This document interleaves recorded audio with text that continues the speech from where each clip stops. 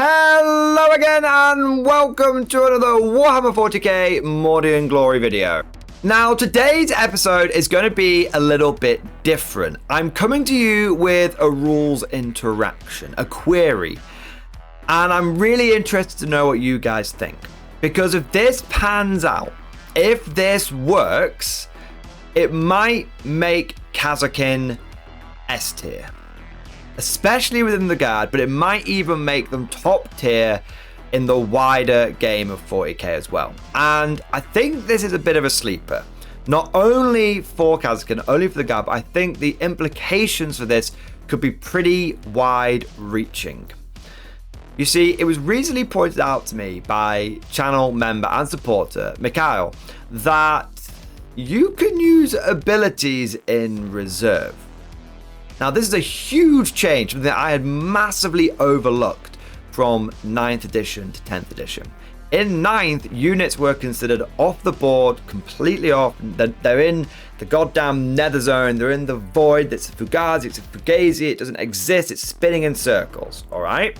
And so there was no way you could use any orders or anything like that when you came in from reserve. In 10th edition, it's slightly different. If you are in a transport, you are considered in the nether zone. You're in the void, all right? And you can't have any orders or anything affect you. Okay, fine.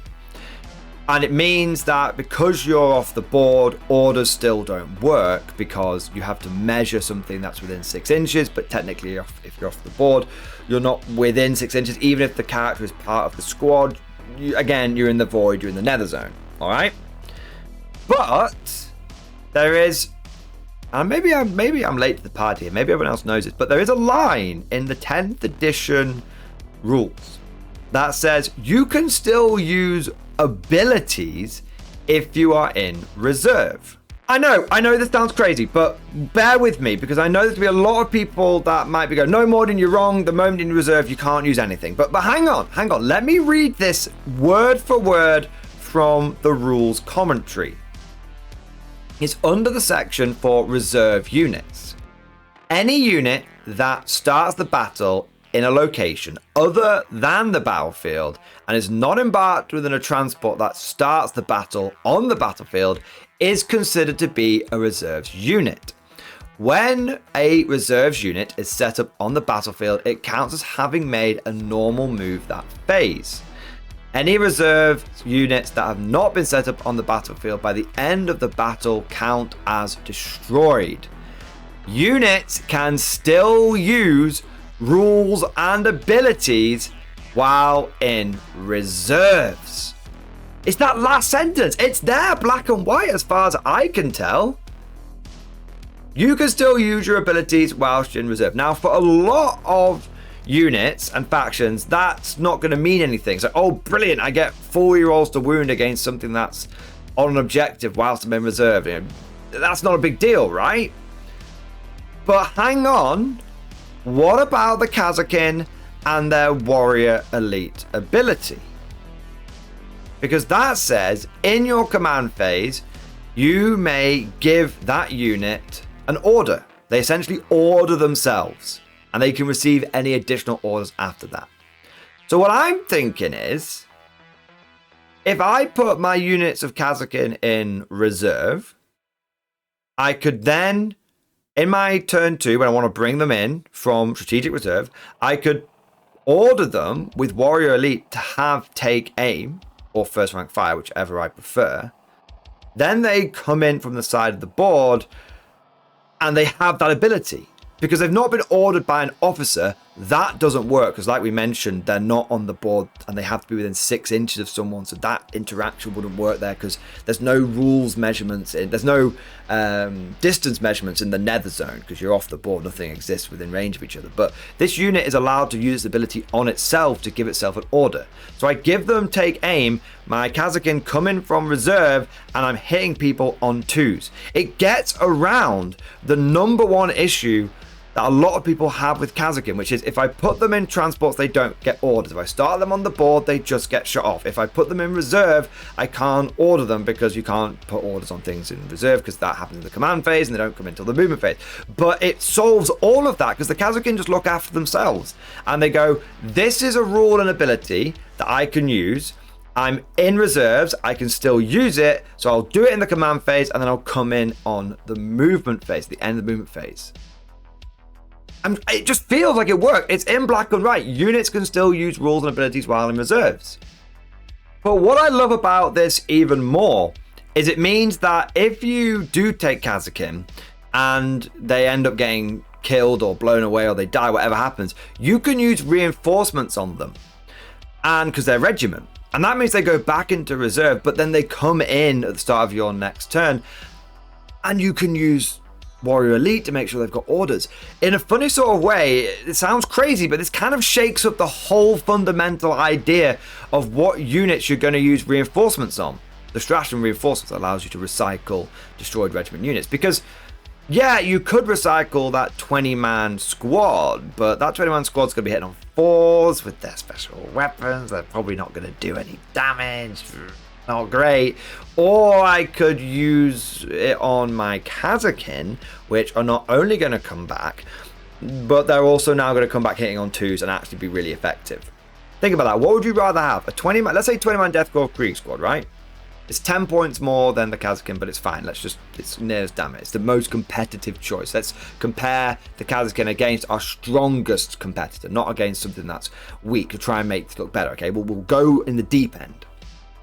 So your Death Corps of Krieg get 2 plasma guns, 2 grenade launchers, 2 melter guns, and 2 plasma pistols on the sergeants. All right, so for a total of 8 special weapons. Now that's 8 special weapons that could come in from reserve hitting on 4s. Or you can go over to your Kasrkin. They're going to have 2 plasma guns, let's say 2 melter guns, a plasma pistol, and a hotshot sniper. Amazingly, I don't think it's heavy, so maybe it is heavy, but it hits on 3s anyway. So it hits on 2s with take aim. So that's 6 special weapons hitting on 2s versus 8 ranged special weapons hitting on 4s. For me, there's no competition there. You'd want the ones hitting on 2s. Coming in from reserve, you'd want that. That is firepower that's coming onto the table that's actually going to achieve something. And every time your opponent blows those Kasrkin away, you just recycle them back in. They just come back in. They do it again. That never stops. It's like, why wouldn't you take the Kasrkin Deathball, which is already a very viable tactic, and now it's the gift that keeps on giving? I don't know about you, but that actually sounds genuinely powerful and competitive, and it sounds like it's something that could really, in the later turns of the game, like turn 4, turn 5, it could be the decider. It could make a difference when both sides have absolutely smashed the crap out of each other. If you're continually able to bring in this kind of firepower, hitting on 2s with those kind of special weapons, it can make a big difference. It could swing the game at a crucial moment. But of course, this all depends on if this works, if this is right. And I'm not saying this is 100% set in stone. And it'd be so funny if everyone else is like, yeah, Morty, we already knew about this. Why are you making such a big deal? But for me, this seems like a really big change. And I haven't seen anyone talking about this online. And not only if this pans out, not only if this works for the Kasrkin, but like I said at the beginning of the video, this could have huge implications for the game, and it could mean that there are other units out there for other factions that might even be able to make even better use of this capability of units that are in reserve still being able to use rules and abilities. Of course, all of this is just like my opinion. Let me know what you think down in the comment section below. Do you think this works? And if it does, what other armies, what other interactions can you come up with that might, not just for the Guard, but for other factions too, that might really be able to take advantage of this? If you enjoyed today's video, make sure you smash that like button and also subscribe to never miss an episode.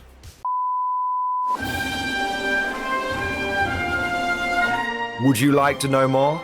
If so, then please consider becoming a channel member or patron.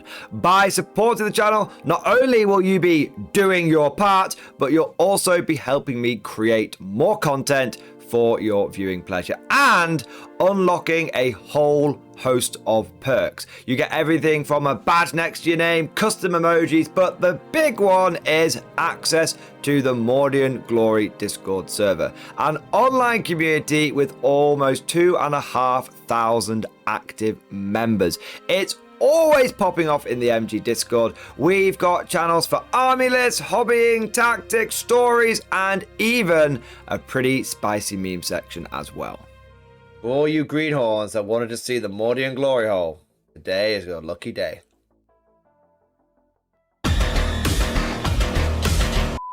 And joking aside, I do want to say a massive thank you to all of the current channel members and patrons. You guys are amazing, truly the lifeblood of the channel. I could not do Mordian Glory full-time without the incredible and generous support of my members, so thank you guys so much. And last but certainly not least, I want to say a personal thank you to all of my top tier patrons.